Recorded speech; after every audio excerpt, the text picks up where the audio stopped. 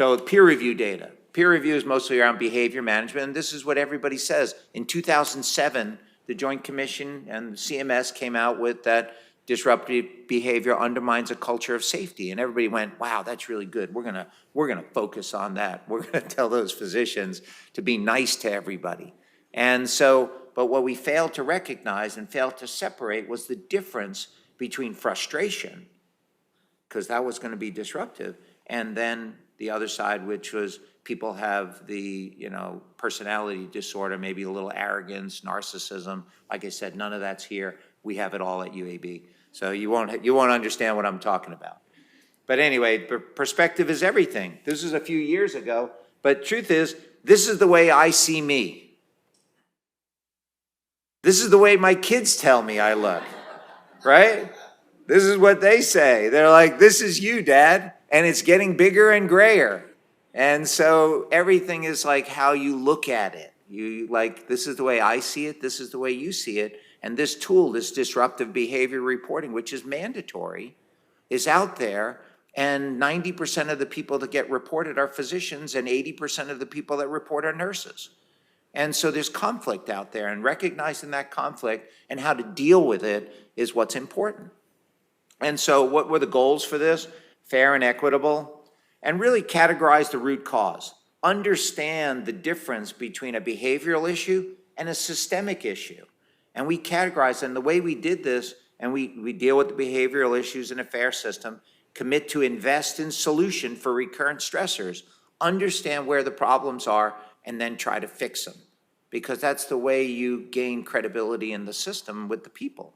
And it was really important to, the way the process worked was, instead of just getting reported and someone coming to talk to you and say, oh yeah, I heard you were yelling at somebody, don't do that anymore. And you're like, you don't understand anything.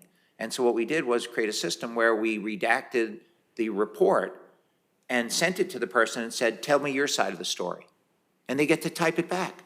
And people are just super passionate because on one hand, you don't answer your page. And someone goes, answer your page. Well, I left my beeper at home and didn't tell anybody. That's a problem. But on the other hand, I didn't answer my page because I was covering 4 ERs, 2 ICUs, and I had somebody coding. Well, that's a problem with backup systems.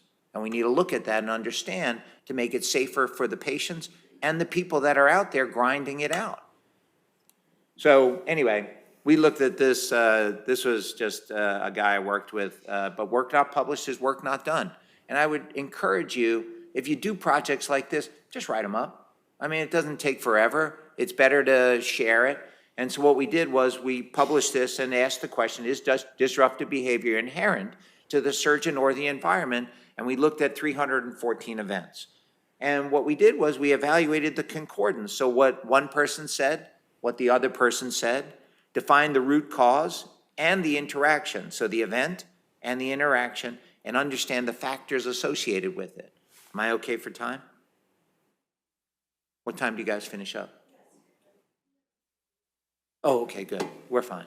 So, and what we did was, really, this was a prospective study. It was cohort. We had independent reviewers. We looked at the things that we thought were going to be important. You have the event, like the pattern of behavior. Is it concordant what one said, the other said? Is it insensitive to the patient, patient safety? Unprofessional communication, using the EMR, hospital capacity, difference in medical practice. I know it's shocking, but sometimes the anesthesia people see it different than we see it, and how we deal with that interaction. And then really unclear expectations and work overload.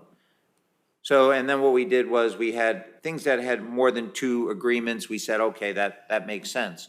And what was really interesting about this data is that when you look at the event, 95% of the people agreed that it was the event. Like, we're okay. I reported you for this. I agree, that's what happened.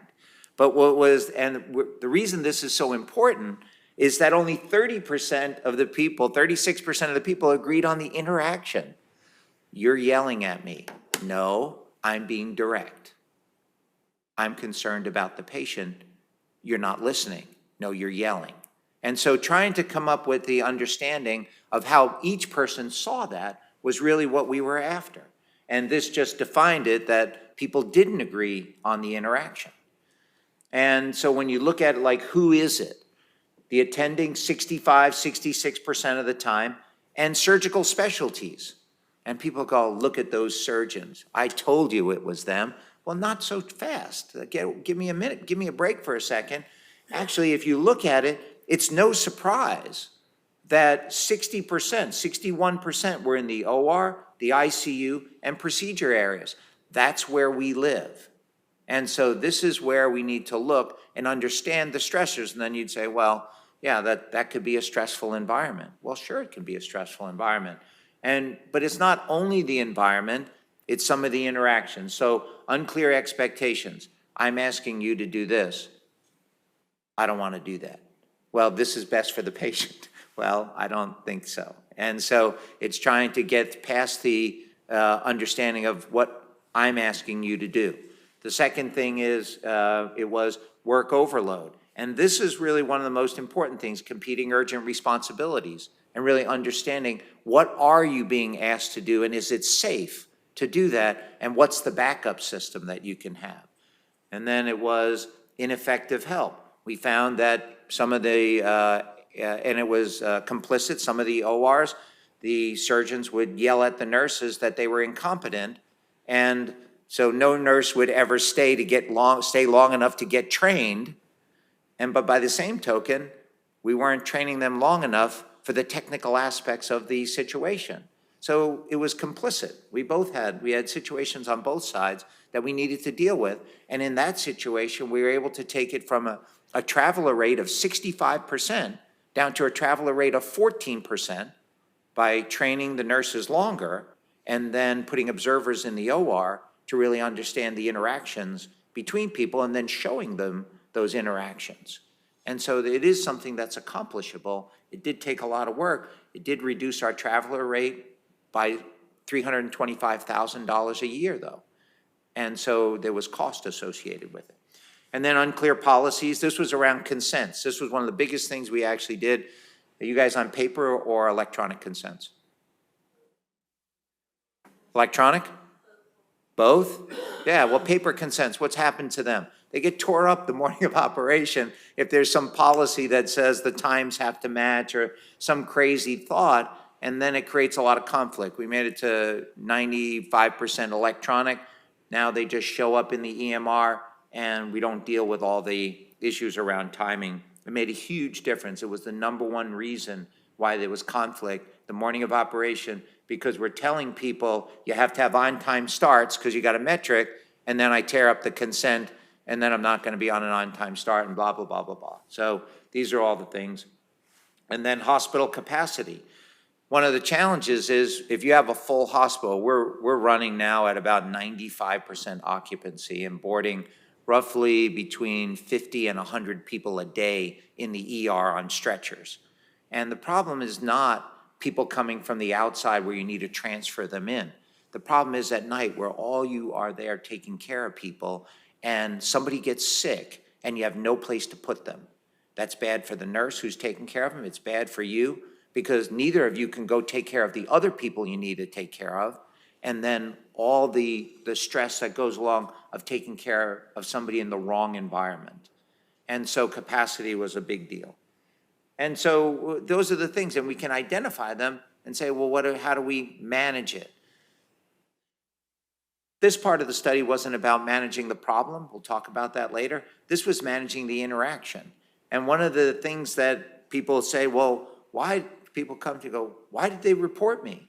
Well, okay, let's look at ourselves. And so it was mostly unprofessional communication. And that's what I said. It was like not what you say, it's but how you say it. And that's one of the things that you'll hear as a theme, or lack of communication. You never called back and someone was left holding the bag trying to take care of a sick patient. This was one of the most neat things that we understood in this study. We measured the stress of the clinical situation on a scale of 1 to 10, and then mapped the egregiousness of the behavior 1 to 10. And what was really neat about this was that they actually correlated with each other, which is not surprising. Over here, it was like somebody had their donut taken out of the nurse's station and thrown away because the Joint Commission was coming and someone told them, take you better get your donut out of the nursery station. They didn't do it. They threw it away and got yelled at. And so, okay, I'm reporting you for that. On the other hand, you got to understand, this is someone gets elbowed out of the way because they're trying to intubate a dying baby, and they felt like it was unwanted contact.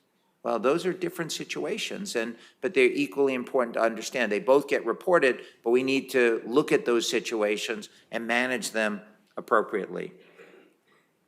So when we correlated this to patient safety, potential patient safety issue about 64% of the time, so they're challenging situations. And then insensitivity to the patient. These conflicts happened in front of patients or families 25% of the time. Well, that doesn't make people feel confident in the system that we're all working towards making people better. And when you look at, we did a multivariate analysis to look at this, and really unclear policies was number one, which was the consent. This is all us. We live in this environment. The involved party is a surgeon because of all those things, those associations in where you work and what you take care of. And then lastly, competing urgent responsibilities. We need to ensure that there are backup systems and that there are people available to take care of the volume, or else you get in these situations where it becomes too frustrating. And we use this not to be punitive and say, suck it up, take care of it better. It's how do we make the system so that you have somebody to help you? And it's like back in the day, I know nobody does this now, but call me, but remember calling is a sign of weakness. So, but nobody says that here. You don't have to. Today, we're much more sensitive to that, right? So when you look at this, and this is sort of how to put it all together, first of all, recognize that your prior interactions and reputation follow you around. You can't just yell at everybody every day, because at some point it becomes unrecoverable. No matter how much you want to become better, at some point when you get into double digits in these things, it's unrecoverable because people don't believe you actually are trying to be better. So it does follow you around. Secondly, it's your personal trigger. On one hand, people show up, they're calm, everything's good. On the other hand, everything's a problem. It's frazzled. It's like, And then perceived egregiousness. It's no big deal. We'll take care of it. Calm. Second thing, help me save this patient's life. Sometimes you're in a situation where things are going off the rails and you need a heightened level of attention. The other thing is the immediate environment. No calls last night. All the patients are going home today. You're like, all right, man, this is the greatest day ever. You wake up, you got some sleep, you're like, what happened? That never happens. And then the other thing is I need to clip a cerebral aneurysm in the governor's daughter, and it's my scrub nurse's first day. You're like, are you kidding me? So those are the frustrations. Then the external environment, like my situation. I moved to New York, from New York City with my wife from Long Island, and my wife and family love Birmingham. Everything is great. And then maybe not. My wife and family hate Birmingham and demand we move back to New York. Well, that's the external stressor of your life. And trying to understand this is like, who's responsible for this? Everybody can't be responsible for everything. You are responsible for yourself, but there are things out there. Like, I believe that your personal trigger and perceived egregiousness, those are things that are modifiable through self-awareness and strategy development for managing those stressful situations, because everybody deals with stress differently, as you all know. The second thing is evaluating your current responsibilities and personal goals. And is your family happy? Are you happy with what you're doing? Is this what you really like? Looking at those things. That's the responsibility of, physician leadership. That's our job, to manage ourselves and do that, because if you don't, same theme, somebody else will try to do it for you. But I think it's equally important that the administration and the hospital need to look at these things, and you need to bring it to their attention, that further investment in the environment of care to reduce these stressors, improve the safety and satisfaction of the patients that we care for and the people who care for them.